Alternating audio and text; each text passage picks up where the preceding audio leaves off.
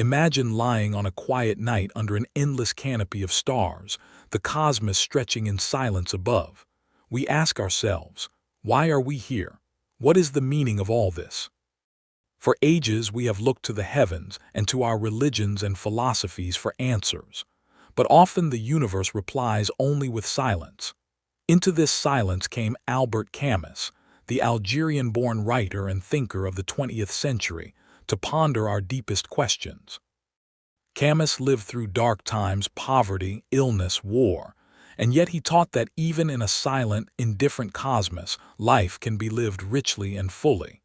Camus described the human predicament with a single, powerful word: the absurd.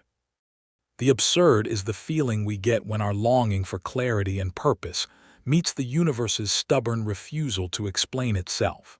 We want life to have a grand meaning, but the stars offer none. As Camus wrote, humans inevitably ask, what is the meaning of existence?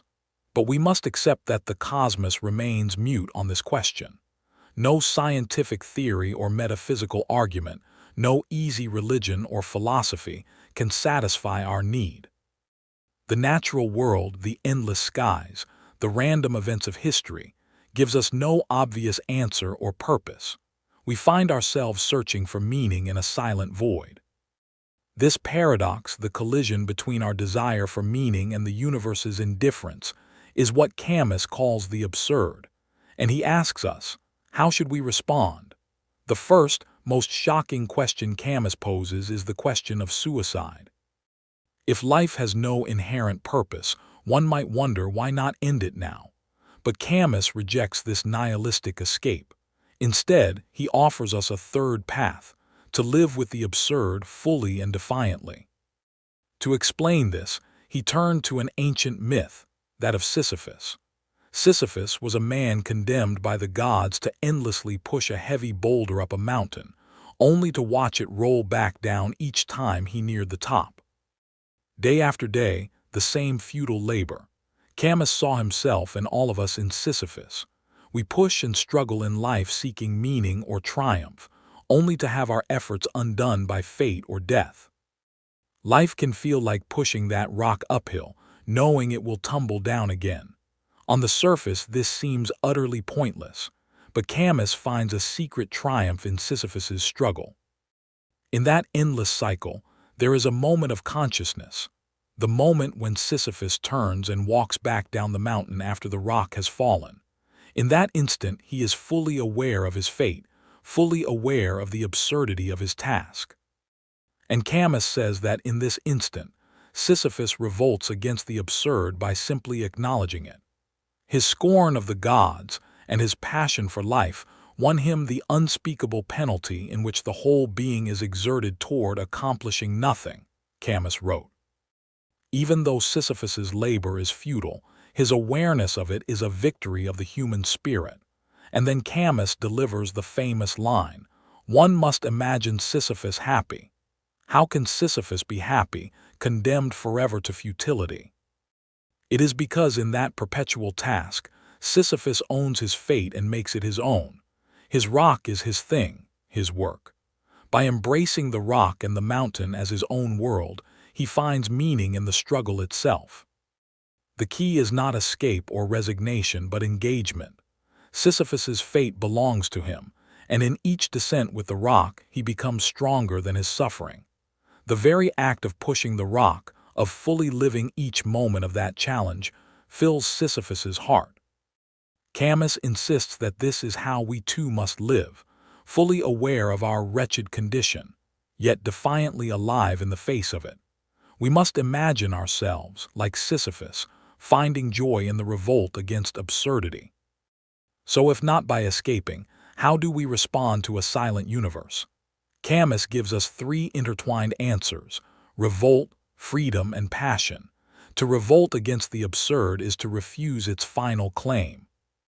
We may recognize that life has no cosmic end, but we do not bow our heads. We keep on, boldly demanding that life is worth living. This rebellion is a stance of the heart and mind, a quiet defiance. It is saying, no, I will live, when all that can be said is, why live? Through revolt, we declare that even in the absence of meaning, our experience and values matter. Like a man in a cell knowing he will die but refusing to despair, each breath becomes precious because it is chosen and conscious. This leads to freedom.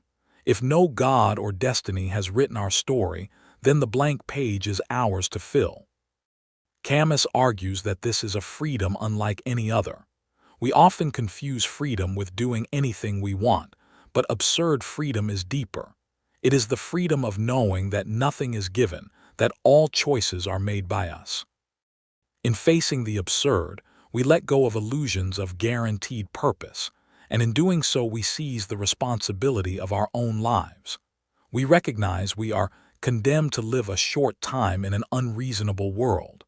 But in that condemnation, we discover that we are utterly free to shape our days and actions. And so, the final piece is passion.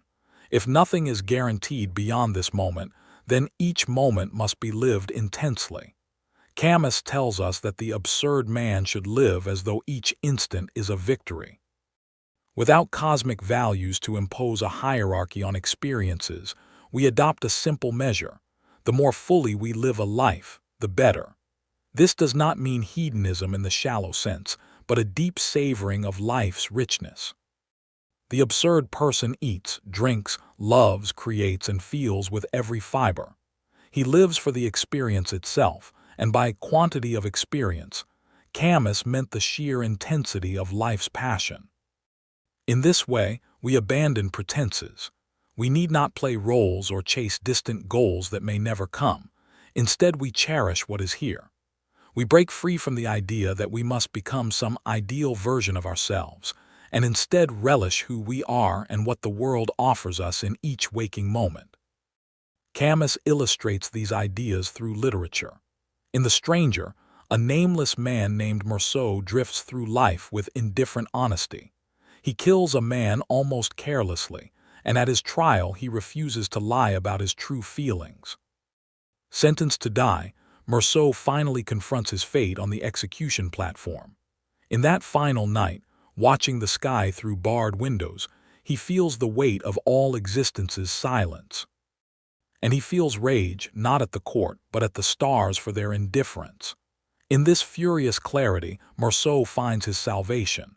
By acknowledging the absurd, by truly seeing that nothing in the sky guarantees justice or meaning, he beats them.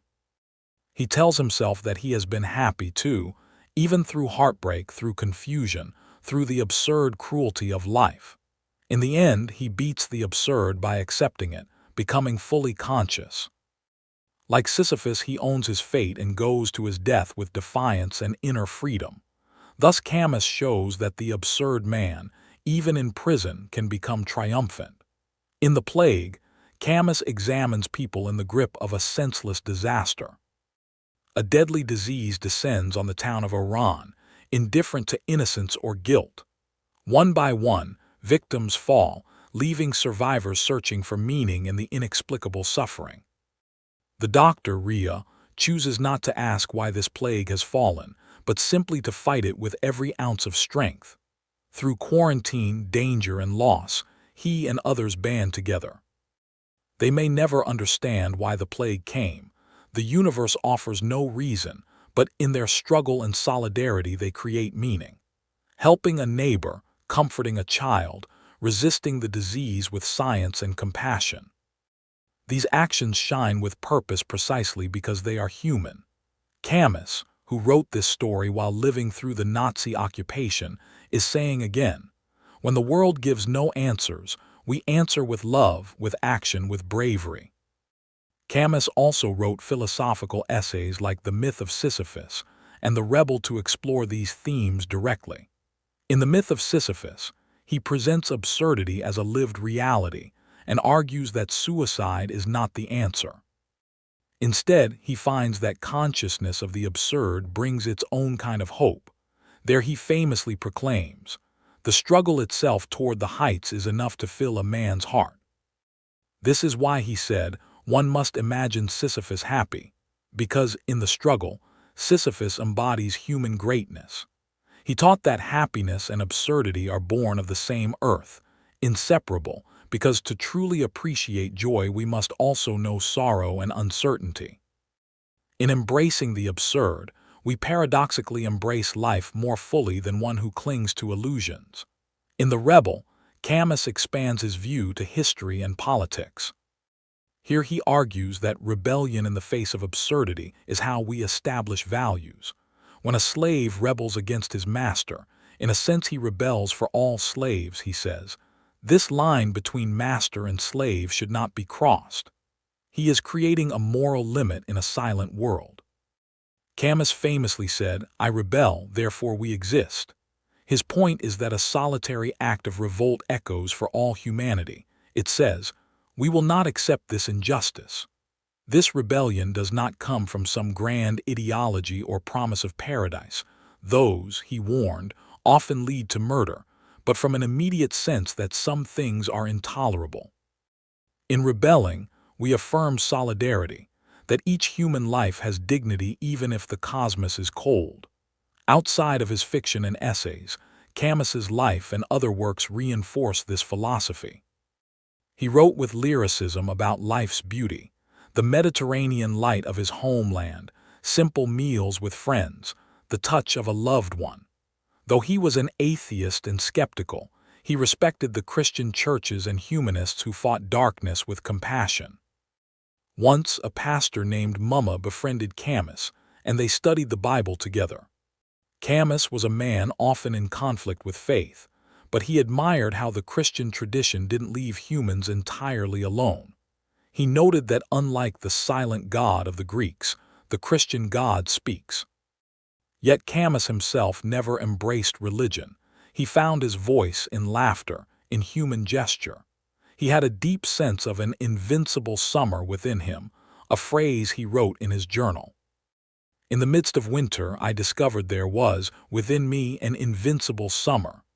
This invincible summer is the spirit in each person that, no matter how harsh life becomes, keeps hope and warmth alive. It's not some cosmic answer. It's our inner answer. In Camus's view, meaning is not given to us, it is made by us. The silent cosmos challenges us to claim our own values. Under these stars in this life, we create meaning through our actions, our choices, and our love. We celebrate music, art, the sunrise, and human kindness, all things that have no universal justification but which fill our hearts. We say yes to life in spite of everything. So as we lie under the silent night, we hear no voice from beyond. But what if the lack of answer is not emptiness, but invitation? Camus encourages us to answer our own question, to make meaning out of this very act of living. In the final scene of his inner play, Camus imagines Sisyphus walking down the mountain to push his rock again, a smile hidden on his lips. In that smile and in each breath we take, we create a silent music of our existence. The search for meaning in a silent cosmos becomes not a tragedy but a beautiful challenge, to live authentically, rebelliously, fully. This, Camus tells us, is the answer not handed by gods or stars but crafted by us, here and now. There is a moment, often unnoticed, when the world rearranges itself around a single human breath. Not because the universe cares, not because it shifts with intention, but because in that brief suspension of air, the mind becomes porous enough to perceive the silent tremor beneath existence. Albert Camus sensed this tremor not in libraries or lecture halls, but on roadsides, in deserts, in the warmth of a stone held too long in the sun. And it was there, in those neglected corners of experience, that his thought continued to grow long after his theories seemed complete. Tonight, let us walk again into that expanding terrain, not to repeat what has been said, but to listen for what remains unsaid, what Camus himself never fully articulated but carried in the marrow of his being. For philosophy, in his case, did not end on the page. It continued in the fibers of his body, in the way he observed the shifting brightness of days, in the way he paused before answering questions that required more honesty than language could carry. If we are to follow him further, we must begin in an unfamiliar place. Camus spoke often of the absurd, but rarely did he explore the physiology of it. Yet his notebooks, those quiet companions of his most solitary moments, reveal something striking. The absurd was not merely an intellectual confrontation with a silent cosmos. It was somatic. It lived in his chest, in his lungs damaged by early illness, in the feverish vulnerability that never left him. He wrote that each morning he woke not to ideas, but to the weight of the body remembering the night.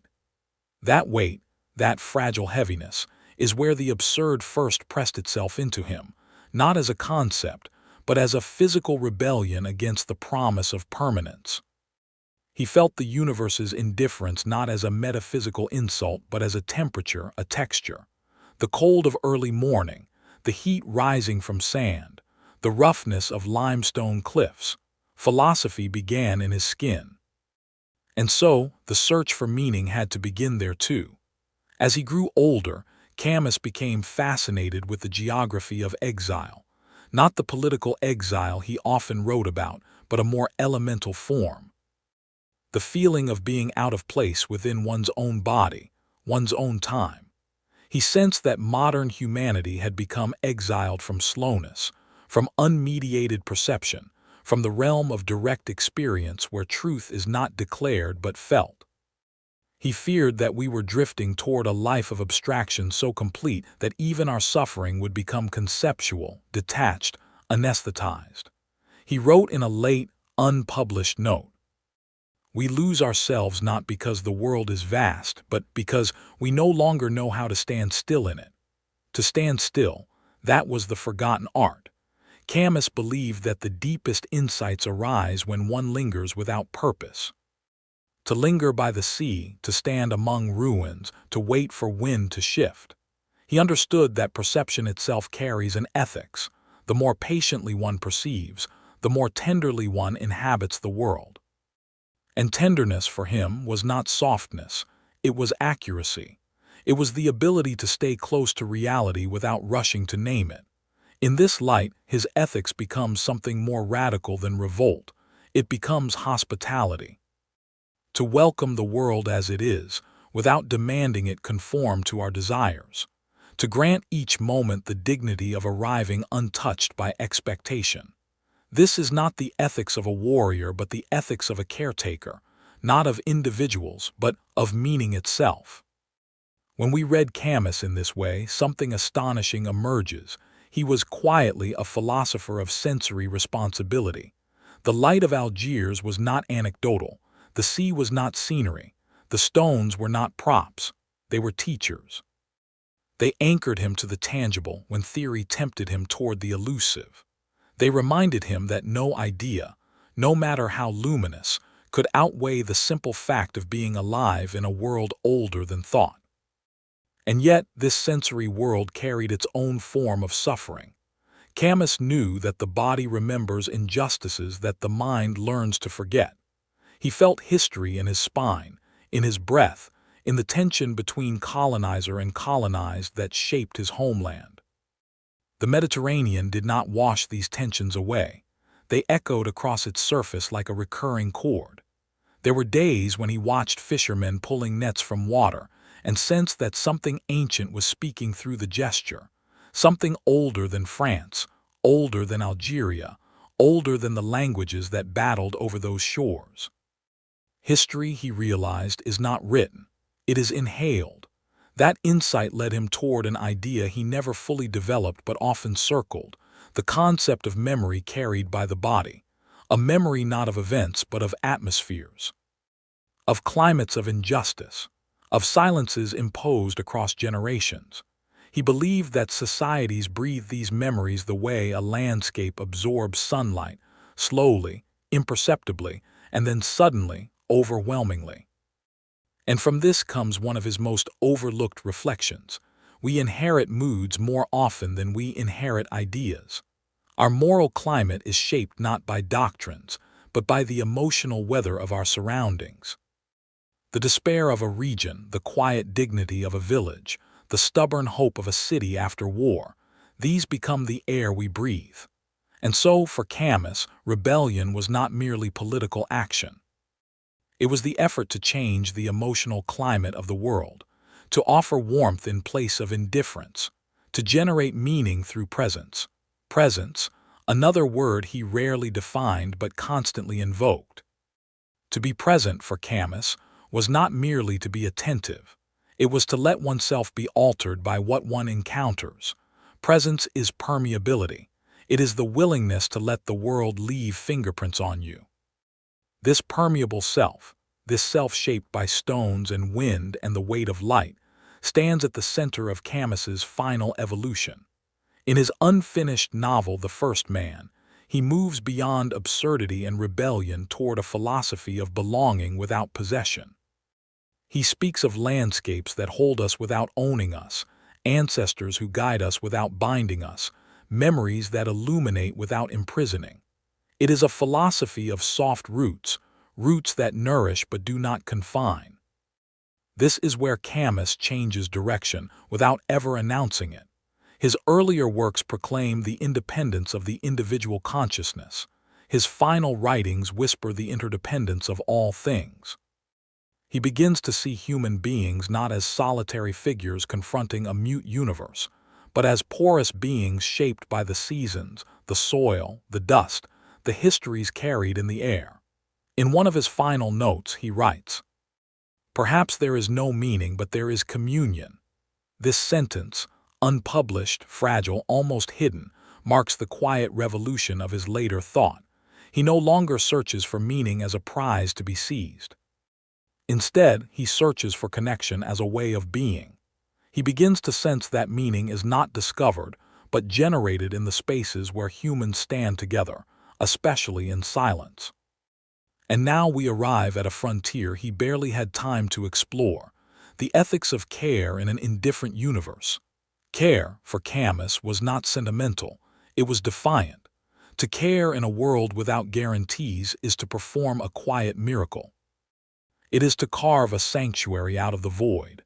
It is to say, even if the cosmos remains silent, we will not. This is where Camus meets the thinkers who influenced him indirectly. Simone Weil with her concept of attention as the purest form of love. There is a point in every philosophical journey where the world appears neither hostile nor benevolent, but simply waiting, waiting for our next gesture, waiting for the next interpretation, waiting, perhaps, for us to decide what kind of presence we intend to embody. Camus reached this threshold in the later years of his life, when he began to sense that meaning is not opposed to silence but grows from within it, like a desert flower unfolding before dawn. And so the thread we follow tonight begins not in defiance nor despair, but in the fragile space in between, a space where Camus discovered a new kind of responsibility, softer and more luminous than revolt, yet just as necessary. To understand this evolution, we must linger for a moment on something he only hinted at, the metaphysics of slowness. Camus realized, quietly and without spectacle, that modern life moves too quickly to allow truth to settle. Speed creates illusions of clarity, but slowness, true slowness, the kind marked by breath and wind and the weight of light, reveals subtleties the intellect cannot reach. In slowness, the world becomes dense again, textured, ambiguous, alive. He wrote in a late note, "To walk slowly is to let the earth speak." This was not metaphor. For Camus, the earth literally spoke through temperature, through light, through the pressure of the present moment against the skin. In this sense, slowness was not a rejection of the modern world, but an attempt to hear beneath its noise. It was a method of returning to what he called the first truths, the truths discovered not through argument but through contact. And it is here, in this return to the sensory, that we find a new dimension of his philosophy, one almost entirely overlooked. Camus believed that goodness begins before thought, not as instinct, not as social conditioning, but as a pre-rational orientation toward the world that emerges from the quality of our attention. He often wrote that the highest moral dignity lies in not looking away, but he meant something more radical than moral observation. He meant the courage to perceive the world without filtering it through desire or fear, a kind of ethical nakedness, a willingness to receive reality without demands. This is what he called, in a barely developed concept, tragic goodness. Tragic goodness is not purity. It is not self-sacrifice. It is not virtue. It is the gentle refusal to falsify the world. A person practicing tragic goodness walks the earth with a tenderness informed by the knowledge that all things break, including themselves. And yet they continue to care, not out of optimism but out of fidelity to the present moment. They protect what is vulnerable not because it will last, but because it is here. This is what Camus saw in certain anonymous acts during the war: the quiet repair of a broken window, the discreet sharing of rationed food, the silent companionship of neighbors during bombings. These gestures contained no ideology. They were not acts of resistance in the political sense. They were moments of tragic goodness, humans tending to the fragile world simply because the fragile world was theirs. This leads us toward another idea that Camus approached but never fully articulated: the ethics of repair. Repair is not restoration. It does not attempt to rebuild what was lost, nor does it pretend that wounds disappear. Repair acknowledges the fracture and works with it, around it, through it. It is the daily task of stitching the world back into coherence, even when the seam remains visible, especially when the seam remains visible. Camus believed that humans become moral not when they declare principles, but when they begin repairing what they did not break. This is the foundation of his compassion, not sentimental, not heroic, but quietly unyielding. Yet compassion for Camus was not enough. He believed the modern world suffered from a deeper illness, the loss of intimacy with reality. Intimacy requires vulnerability. It requires patience. And above all, it requires what he called the simple art of proximity.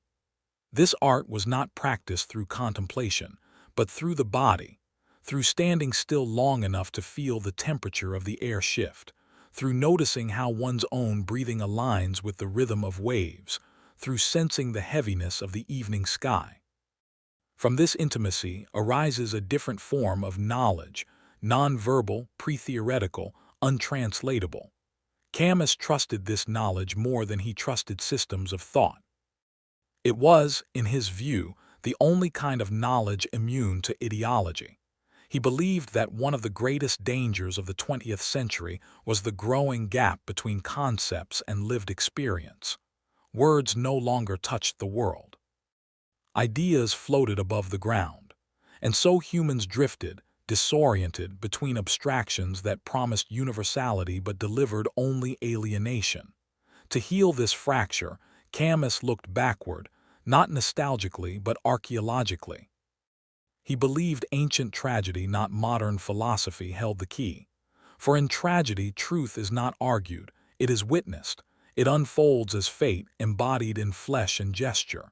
Tragedy is philosophy made visible, felt, irreversible. And yet, unlike the tragic poets of Greece, Camus did not believe fate was fixed. He believed humans possessed one power the gods never granted Oedipus or Antigone: the power to create meaning through care. Care, in Camus's mature philosophy, becomes a force capable of bending fate, not breaking it, not abolishing it, but softening its edges. Care turns tragedy into responsibility. This insight leads us into a new territory: Camus's philosophy of limits. He spent his life defending limits, not as confinement, but as structure, as protection, as a way of preserving the human scale in a world increasingly seduced by excess. Excess of ideology, excess of ambition, excess of certainty. He wrote, "To go beyond the human is to fall below it." Limits, for him, were not obstacles but guardians, boundaries that hold back the violence of the absolute, borders that keep the self from dissolving into abstraction, edges that remind us where we stand. And this brings us to one of the most profound transitions in his thinking, a transition you have not explored in your previous scripts. Camus's shift from absurd freedom to measured freedom. Absurd freedom says, there are no rules, so everything is permitted. Measured freedom says, there are no guarantees, so everything depends on how we choose. This second freedom is not ecstatic. It is not exhilarating. It is quiet. It is humble. It is ethical. It is the freedom of adults who understand consequences, the freedom of those who know that every action generates a new moral climate, the freedom of those who sense that meaning grows not from rebellion alone, but from responsibility. Responsibility not as burden but as form, as shape, as the structure that prevents freedom from collapsing into chaos. This idea becomes clearest in Camus's later reflections on time. He no longer saw time as a linear march toward progress. He began to see time as cyclical presence, a series of returns, each moment offering a new chance to inhabit the world more attentively. He found this cyclicality not in philosophy but in climate. The seasons taught him that renewal is not progress, it is rhythm, and rhythm, unlike progress, is human-scaled. Camus sensed that modernity had broken rhythm. We live, he thought, at a tempo that exceeds our capacity for meaning. We live faster than our souls can think. And so he returned to the oldest teacher he knew, the Mediterranean light. Light, for Camus, was not metaphor. It was metaphysics. It revealed the world without distortion. It purified perception. It forced honesty. In the presence of intense light, illusions evaporate. This is why he saw the Mediterranean not as a landscape but as an ethical environment, a place where clarity was unavoidable, where self-deception could not survive. And now, finally, we reach a concept that Camus only whispered, the humility of being. Humility is not submission. It is not self-negation. It is the recognition that one's life is a guest in the world, not its master. This humility takes three forms. Humility toward the earth, acknowledging that landscapes shape us more deeply than ideologies. Humility toward other human beings, recognizing that everyone carries a secret suffering. Humility toward time, accepting that nothing we build will outlast the wind. And yet, Camus believed that this humility is not tragic. It is liberating. It frees us from the illusion of control. It opens us to gratitude. It allows us to inhabit the present fully, without negotiating with the future. And so we arrive at the heart of his final intuition, the one he never had time to complete, the one scattered across loose pages found after his death. The task of humanity is not to explain the cosmos, but to care for the small portion of it we can touch. Meaning grows not from the universe, but from attention, from repair, from presence, from slowness, from tragic goodness, from humility, from the fragile decision to keep tending to the world, even when the world does not respond. For Camus's last philosophy is not a philosophy of the absurd. It is a philosophy of care in the face of the void. A philosophy of tending the flame, not because the flame will illuminate the cosmos, but because it warms the few faces gathered around it. And perhaps, in the end, that is enough. There comes a moment, somewhere beyond the reach of Camus's more familiar ideas, where his thought begins to turn toward an intimacy with existence so subtle it almost escapes language. An intimacy born not of rebellion, but of recognition, a recognition that the human spirit is shaped less by its victories than by the quiet negotiations it makes with vulnerability each day. And it was in this fragile territory that Camus began to sense a new kind of meaning emerging, one that did not claim permanence or clarity, but instead offered what he once called a provisional tenderness for the world. A tenderness grounded in the realization that our brief time on earth is not a stage for grand conclusions, but a space for cultivating attention, presence, and a patient acquaintance with our own limitations. This is why he wrote in his late notebooks that to know oneself is not to solve oneself, suggesting that self-knowledge is not an achievement but a form of hospitality, an opening toward the inner contradictions that shape us. And from this hospitality, he derived what might be called a philosophy of inner citizenship. The belief that each human being is a small republic of conflicting impulses, requiring governance not through force but through compassion. And it was this compassion, directed inward first, that allowed Camus to imagine a world in which moral life is not built on certainty, but on the slow, repeated effort to remain honest in the face of ambiguity. He sensed that this inner citizenship extended outward into what he described as the invisible community of the living, a community united not by beliefs or origins, but by the shared difficulty of being human. And within this difficulty, he glimpsed a moral principle deeper than rebellion, deeper even than solidarity. The principle of mutual gentleness, a gentleness that does not deny suffering but makes space for it, allowing each person to be, as he wrote, the quiet companion to another's night. And here we find Camus pushing beyond his earlier concepts toward what could be called an ethics of nighttime, an ethics shaped by the moments when human certainty collapses and only vulnerability remains. Moments in which we are forced to navigate existence without the armor of identity or ideology, relying instead on the fragile intuition that kindness, even when futile, is never meaningless. This intuition connects directly to his growing fascination with the idea of moral temperature, the notion that societies, like climates, fluctuate between warmth and coldness, and that the task of each individual is to generate small pockets of warmth, microclimates of decency, within an often freezing world. And it was this metaphor of temperature that led him to explore how hope operates not as belief, but as atmosphere, as a subtle pressure within the heart that allows one to continue living without demanding justification from the universe.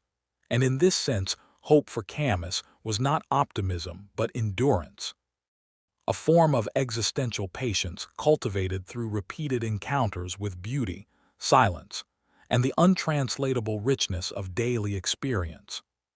He believed beauty itself had a moral function, not because it redeems suffering, but because it interrupts despair long enough for us to remember that life is not reducible to its wounds. And in this interruption, he found the seed of what he called measured happiness, a happiness aware of its fragility, a happiness that does not cling to itself but moves through the world lightly, without possession, without triumph. And from this emerges one of Camus's most delicate intuitions, one that scholars rarely discuss. The idea that meaning may be less of a destination and more of a temperature balanced within oneself, a balance achieved through the interplay of acceptance and resistance, clarity and tenderness, solitude and communion.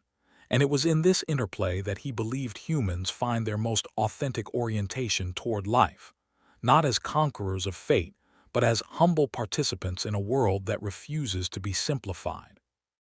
This humility, he realized, is the highest form of intelligence in an absurd universe, the intelligence to remain open, permeable, and quietly brave in the face of uncertainty, the intelligence to continue walking even when the path dissolves, and perhaps most importantly, the intelligence to care for the fragile territory of one's own existence as though it were a small garden entrusted to one's protection, tended not with the hope of eternal harvest but with the simple, immediate grace of keeping something alive.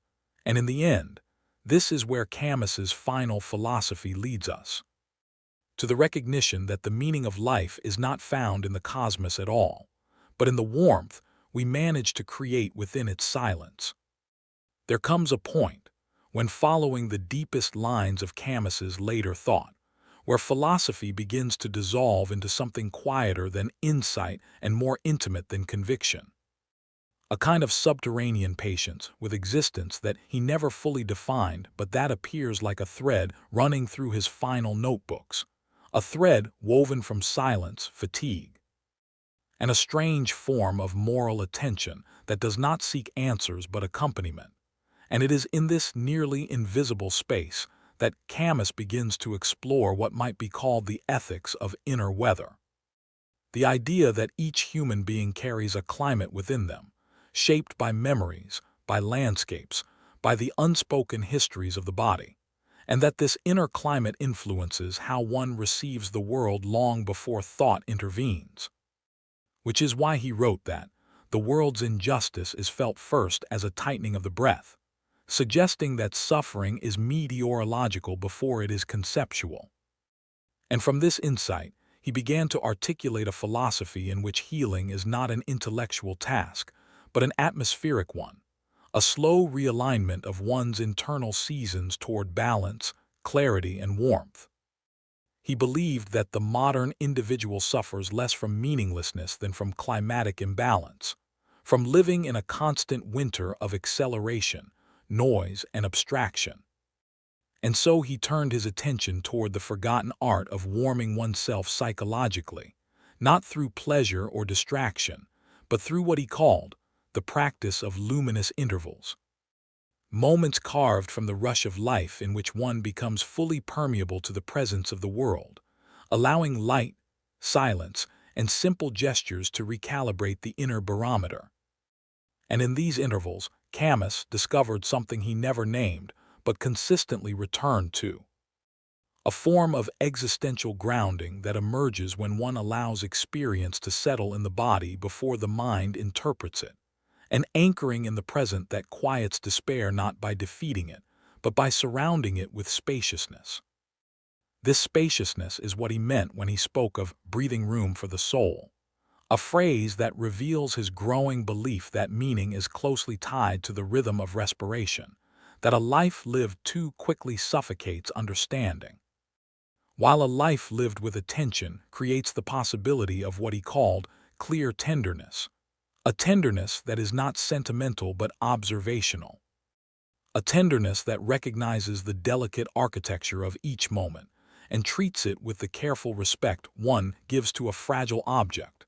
And it was from this tenderness that Camus derived a new kind of moral responsibility, one that does not rely on rules or systems, but on what he described as the dignity of accurate perception, the willingness to see the world without distortion, to witness beauty without demanding possession, to confront suffering without disguising it, and to let each experience remain what it is instead of bending it toward one's desires. And this accuracy, he believed, is the foundation of all ethical action. Because false perception is the first violence we inflict on the world, a violence that spreads outward into politics, relationships, and collective life. And so Camus began to imagine a form of citizenship rooted not in ideology, but in perception, a communal responsibility grounded in the shared effort to keep reality intact, unmanipulated, uncorrupted by the hunger for certainty. And this effort required a new skill, perhaps the hardest of all: learning how to remain still inside oneself long enough to hear what the world is actually saying, a stillness that is not withdrawal but receptivity, an ability to absorb complexity without collapsing into cynicism or escape. And this stillness, he wrote, is the birthplace of a deeper courage, the courage to endure the weight of ambiguity, to accept that truth may exist without clarity, that goodness may exist without reward, that beauty may appear without explanation, and that meaning may arise not as a revelation but as an accumulation of small, faithful gestures.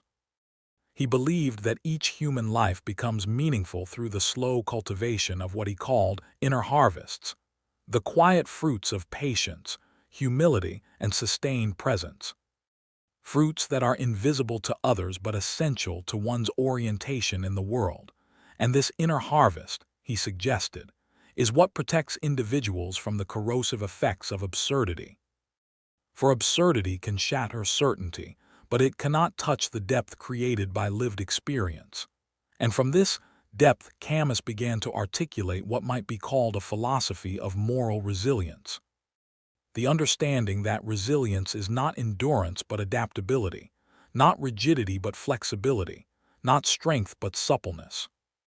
And he found models for this resilience not in heroes or martyrs, but in the simplest creatures, the endurance of olive trees in poor soil, the way water reshapes stone, the way light returns each morning without triumph or fanfare.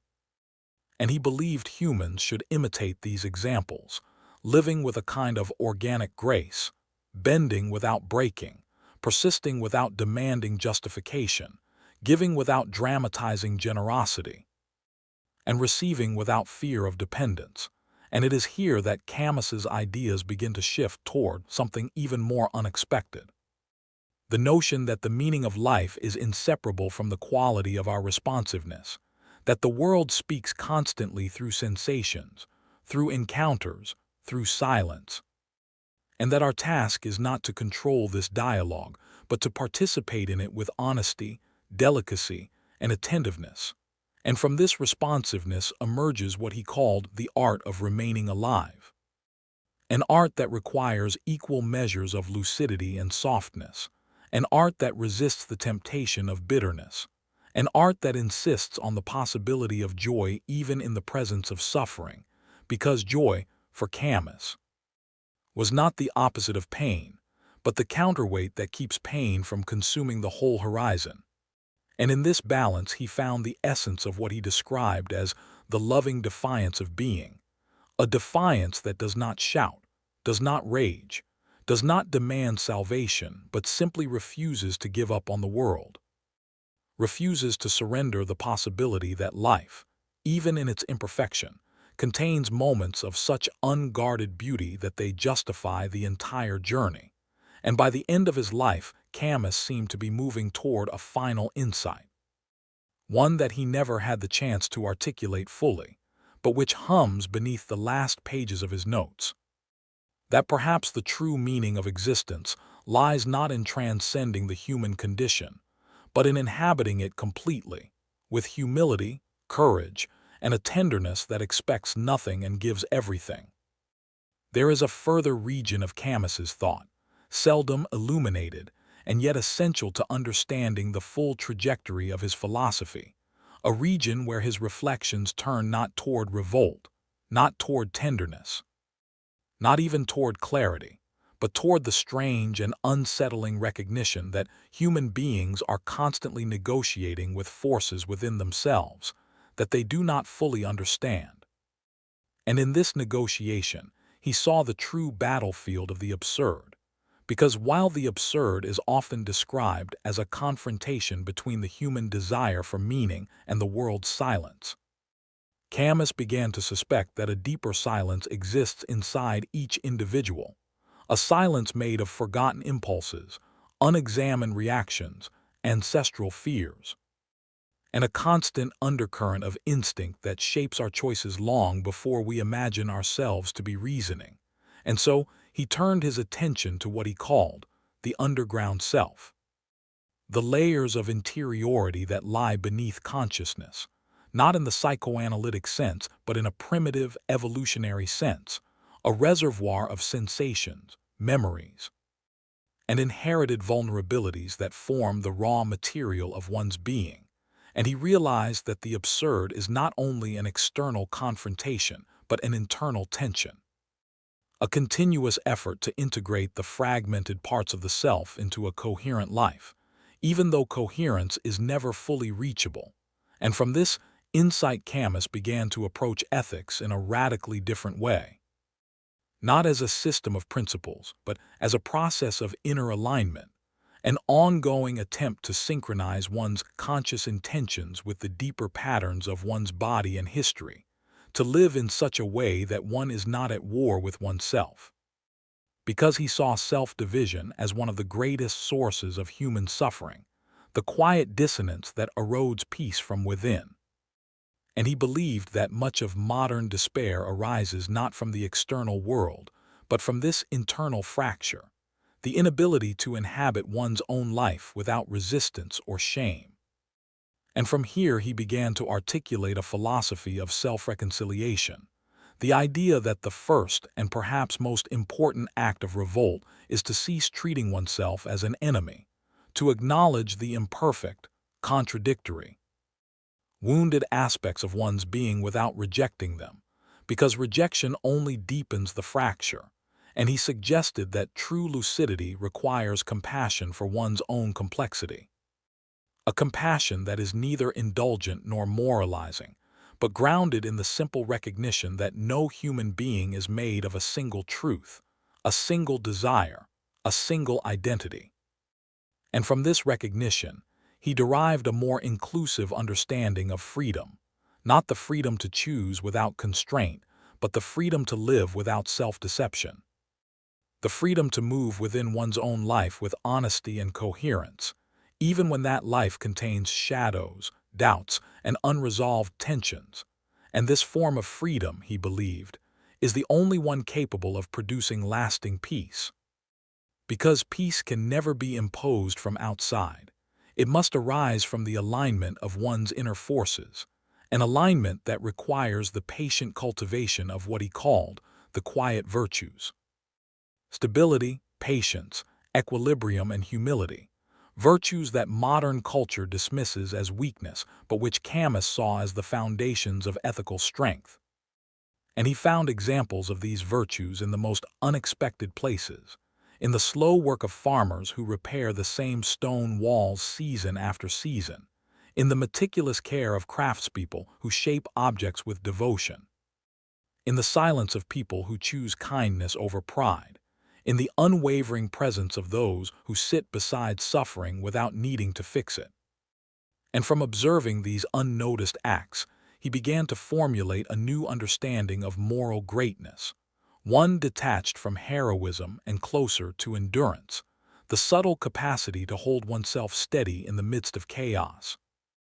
And he believed that modern humanity desperately needed to rediscover this kind of greatness, because societies obsessed with performance and noise have forgotten the dignity of quiet steadiness, the power of slow conviction, the nobility of unadvertised goodness.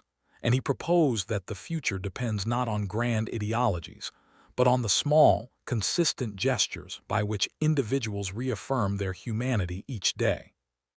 Gestures that may seem insignificant yet accumulate into an invisible architecture of meaning. And from this invisible architecture, he derived a final insight, that perhaps the true measure of a life is not the achievements others can see, but the fidelity one maintains to the inner movement of one's being, the delicate balance between vulnerability and courage, between fear and openness, between self-awareness and acceptance. And he concluded that to live fully is to inhabit this balance with as much grace as one can muster, without expecting perfection, without fleeing from imperfection, and without attempting to impose absolute meaning on a world that resists it. Because meaning, he realized, is not discovered but composed from moments of clarity, from acts of care, from fragments of courage, from the patient accumulation of inner harvests that no one else can witness.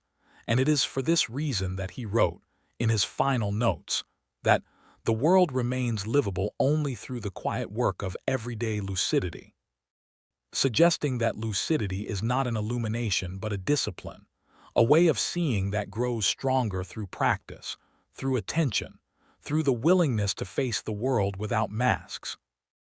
And this discipline leads ultimately to what might be called existential hospitality, the ability to welcome experience as it arrives, to host one's own life without resentment, to accept the rhythm of existence without demanding certainty. And this hospitality, he believed, is the closest human beings can come to wisdom, because wisdom is not knowledge but acceptance, not passivity but participation, a gentle collaboration with the unfolding of reality. And in this collaboration, one discovers a deeper form of joy, a joy that does not depend on circumstances, but arises from the harmony between one's inner climate and the movement of the world.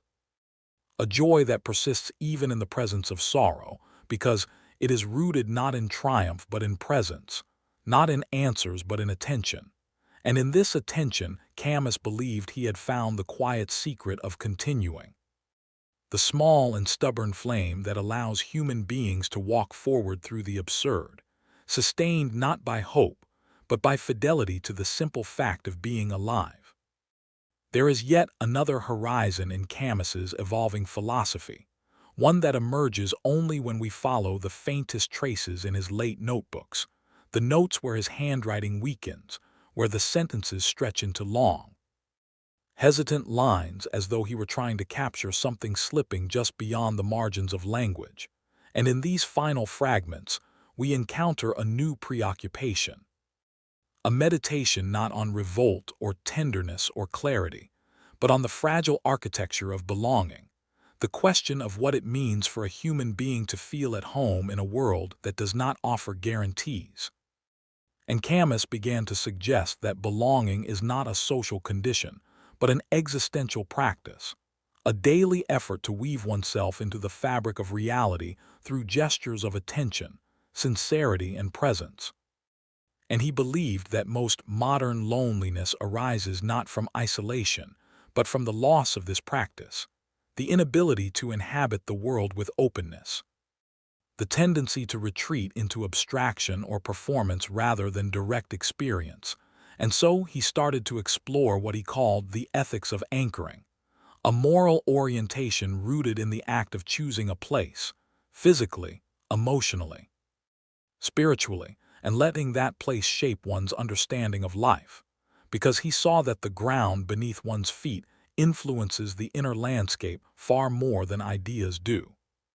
And he believed that individuals who lack anchoring become dangerously susceptible to fanaticism, nihilism, and despair, not because these doctrines are persuasive, but because unanchored lives float without gravity, without orientation, without a sense of proportion. And so Camus turned to landscapes, the sea of Tapassa, the stones of Algiers, the winter light of Paris, not as settings but as existential teachers, each landscape offering a different form of instruction.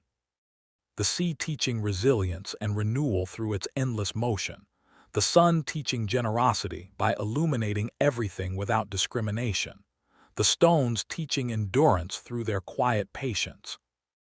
And he believed that individuals must learn to read the world like a text, to understand that the environment is constantly shaping their thoughts, their moods, their ethics, and that wisdom requires participation in this exchange, not separation from it, which led him to formulate an idea almost completely absent from his earlier writings, that the human search for meaning is inseparable from the search for grounding, and that grounding is not achieved through knowledge but through contact. Contact with earth, with others, with one's own vulnerability. And from this contact arises what he called the mature form of freedom, a freedom that is not movement but rootedness, not expansion but depth, not escape but arrival. And in this arrival, he found the beginning of a new moral sensibility, one that values intimacy over conquest, nearness over ambition, and the cultivation of presence over the accumulation of achievements.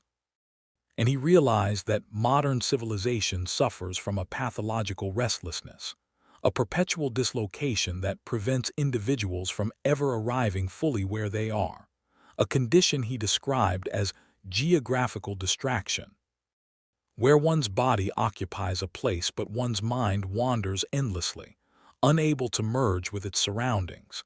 And he argued that this disconnection breeds not only anxiety but ethical confusion, because moral clarity depends on the ability to see one's immediate reality without distortion, to recognize the demands of the moment without projecting fantasies onto them.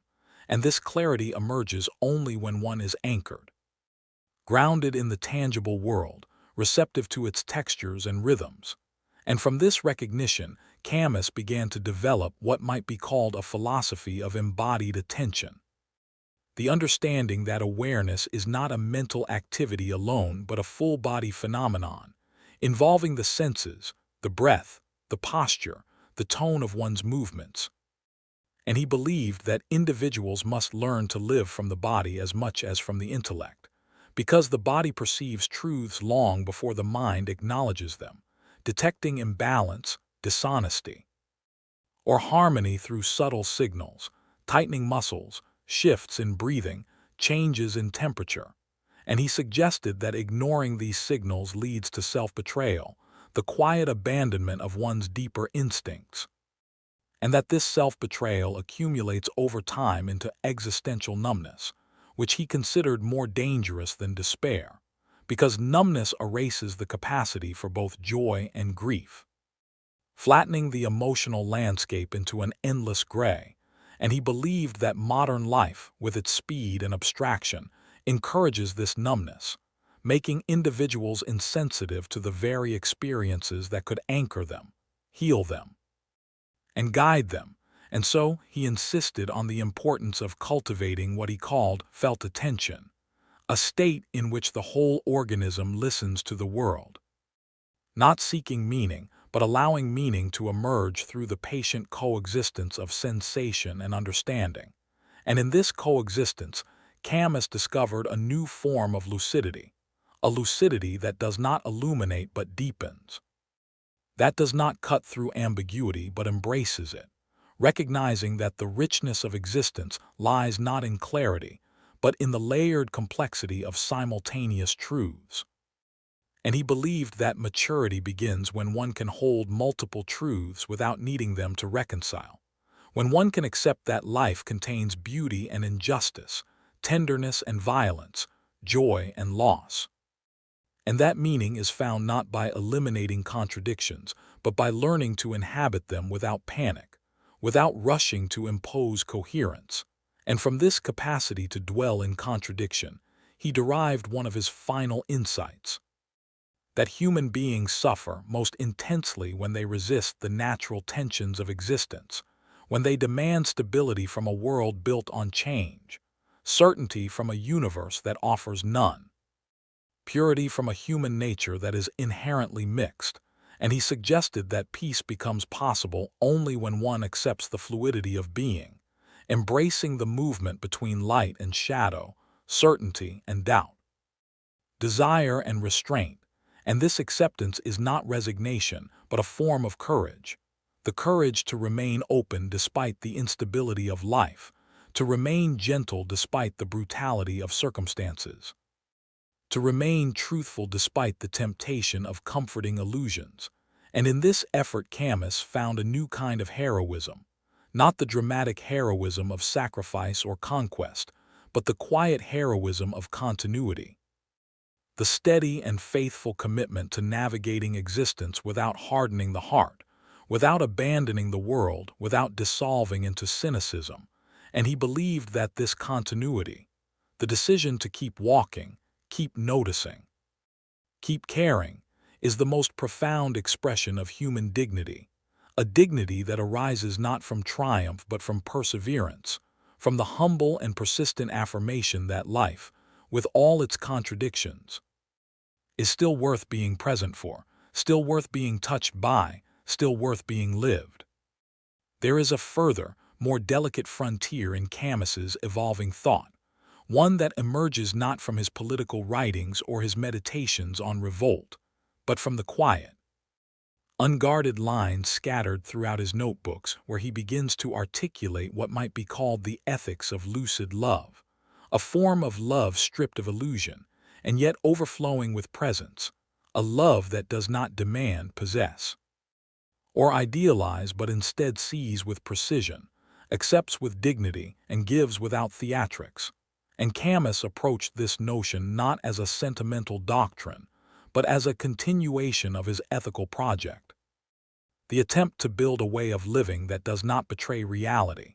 And he believed that most human suffering in relationships arises from the refusal to see the other as they are, the impulse to turn them into symbols, solutions, or mirrors. And he argued that to love authentically one must surrender this impulse, must renounce the intoxication of projection and choose instead the sober clarity of encounter.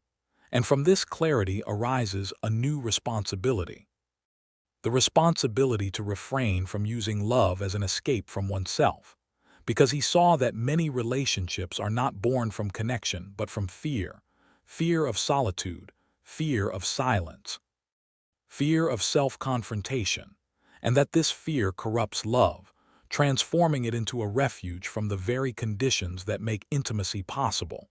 And so Camus insisted that love must be grounded in presence rather than need.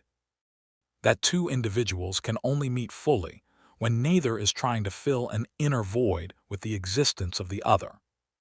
And he believed that love becomes lucid when both partners approach each other as travelers who have already accepted the solitude at the core of their being. Solitude not as abandonment, but as the fundamental condition of consciousness, the space from which all understanding emerges. And he suggested that love without the acceptance of solitude inevitably collapses under the weight of unrealistic expectations. Because when one demands salvation from another, one is not loving them but consuming them, and consumption is the opposite of intimacy. So he proposed a different vision. That love should be the deliberate movement toward another person with open eyes, a movement without illusions, without rehearsed roles, without the violent desire to merge or the anxious need to control. A movement of generosity that preserves the autonomy of both souls, and he believed that this preservation is essential. Because intimacy thrives not in fusion, but in the respectful distance that allows each individual to maintain their own rhythm, their own integrity, their own secret life. And he wrote that to love someone is to recognize the miracle of their existence without attempting to govern it, a recognition that demands humility, patience, and the rare ability to let the other remain unknowable, because for Camus, love dies not from mystery but from the attempt to eliminate mystery, from the insistence that the other must be fully understood, fully predictable, fully available. And this insistence destroys the space in which desire breathes, the space in which curiosity and tenderness grow. And so he envisioned a form of love that honors this space, that nurtures it, that treats the boundary between two lives not as a barrier but as a sacred threshold. A threshold through which each partner enters freely and withdraws freely, understanding that freedom is the lifeblood of affection. And from this idea, he developed what could be considered the emotional dimension of revolt. The refusal to allow love to become domination, the refusal to let fear masquerade as devotion, the refusal to reduce the other to an instrument of one's comfort. And he believed that the ethical task within love is to safeguard the reality of the other person, to protect their essence from the distortions of desire. And he insisted that tenderness must always be paired with lucidity, because tenderness without lucidity becomes blindness, while lucidity without tenderness becomes cruelty, and only the merging of the two produces the gentle strength necessary to love well. And in this merging, he found the emotional equivalent of his larger metaphysical insight. That meaning arises not from fantasy, but from the courageous encounter with what is. And so he argued that love becomes a moral practice when both individuals approach each other with this courage, the courage to see without embellishment, to receive without clinging, to give without the expectation of return. And he believed that such love, though rare, creates a kind of sanctuary in the world, a space where individuals can rest from the exhaustion of pretense and feel fully witnessed, fully met, fully acknowledged in their imperfect humanity. And he saw this acknowledgement as one of the highest forms of care. Because to be seen clearly and still be loved is an experience that purifies the soul, freeing it from the corrosive illusion that affection must be earned through perfection. And he believed that this freedom is what allows love to endure, not through intensity or passion but through continuity, the quiet and steady commitment to maintain presence even when beauty fades, even when certainty dissolves, even when time alters the contours of both lives. And in this continuity, he found the essence of what he called the luminous patience, the patient willingness to remain faithful not to an idealized version of the other, but to the evolving truth of who they are. And he believed that this patience is the true measure of love, because anyone can adore a fantasy, but only a lucid soul can love a real human being, with all their shadows, contradictions, and moments of weakness. and by the end of his life, Camus seemed to be moving toward a final conclusion. That love, when practiced lucidly, becomes a form of philosophical resistance, a rebellion against nihilism, against indifference, against the dehumanization of modern life. Because to love another person with clarity is to affirm their existence in a world that often erases individuality. And in this affirmation lies the quiet, enduring heroism of the human heart. And now, as the long journey through Camus's thought draws toward its quiet end, we find ourselves not standing before a conclusion, but before a threshold, a calm and gentle space where the echoes of all his insights converge into something softer than certainty and more enduring than doctrine. A space where the human being, stripped of illusions yet full of courage, stands alone with the silent cosmos and discovers that the silence is not an enemy but an invitation to live without guarantees, without final answers, without the false comfort of absolutes. And in this vulnerable openness, Camus believed we recover the only kind of dignity that cannot be taken from us. The dignity of choosing how to carry our own existence, moment by moment, with honesty, with tenderness, with revolt, with clarity, and with love. And through this choice we create meaning, not cosmic meaning, not eternal meaning, but the intimate, grounded meaning woven from our gestures, our encounters, our attention, and our fidelity to the small flame that flickers inside each of us, the flame that insists on continuing even when the world grows dark, that whispers yes, even when logic suggests no, that keeps us walking forward through uncertainty without needing reward. And this, he believed, is the true measure of a life. Not the grand achievements others remember, but the inner movements no one sees, the quiet courage, the private tenderness, the silent acts of care that shape the soul from within. And so the journey ends where Camus always hoped it would. Not in despair, not in salvation, but in a simple and lucid reconciliation with being, a recognition that existence is fragile and temporary yet filled with moments of astonishing beauty. That each breath is a miracle of defiant presence, that each human connection is a small victory against the void, and that in embracing the world as it is, unsteady, unresolved, imperfect, we discover the freedom to live not as seekers of certainty, but as companions of the real, walking through life with open eyes, steady hearts, and the humble understanding that meaning is not found but made. Made in the warmth we offer others, in the attention we give to each passing moment, in the truth we refuse to abandon. And as the night settles over this final reflection, we are left with the quiet, luminous reminder that the world is still beautiful, that our lives, despite everything, still matter, and that even in a silent universe, the human soul can shine with a light that needs no justification.